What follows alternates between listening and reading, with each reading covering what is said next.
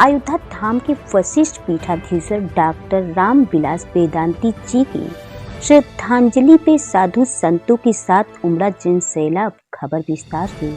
अयोध्या धाम के सुप्रसिद्ध वशिष्ठ पीठाधीश्वर और राम मंदिर निर्माण में अथक प्रयासों द्वारा भव्य मंदिर निर्माण उनका सपना था।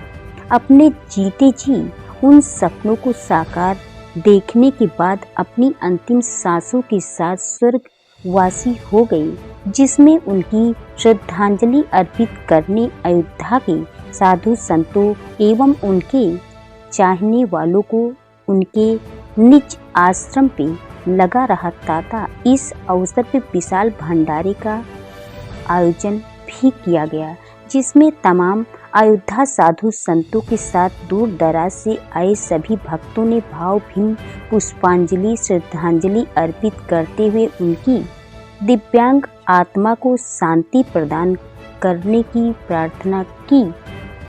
रामविलास वेदांती महाराज जी एक युग पुरुष थे।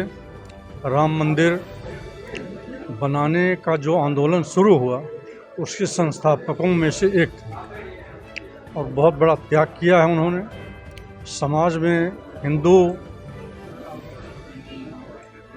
को आगे बढ़ाने के लिए आध्यात्मिक रूप से धार्मिक रूप से बहुत ही कार्य किया, बहुत ज़्यादा कार्य किया और हिंदुओं की प्रगति के लिए बहुत काम किया है। उनके चरणों में हम लोगों का सत सत प्रणाम है। आज पूज्य गुरुदेव भगवान का हम सभी लोगों ने यहाँ पर उनका प्रथम ये जो होता है कार्यक्रम त्रयोदशाह का भंडारे का, तो वो संपन्न किया है। उसमें महाराज जी के सभी प्रशंसक, अनुयायी, शिष्य प्रशिष्य और अयोध्या धाम के संत महंतों ने आकर के उनके चरणों में श्रद्धांजलि अर्पित की है। उनके मोक्ष की कामना के लिए सभी ने प्रसाद ग्रहण किया है। और अब मैं महाराज जी के स्थान पर हूँ, तो मुझे महाराज जी के ही पद चिन्हों पर चलना है। उनके दिए हुए शिक्षा को, संस्कार को और मार्ग को, समाज को हमको प्रशस्त करना है।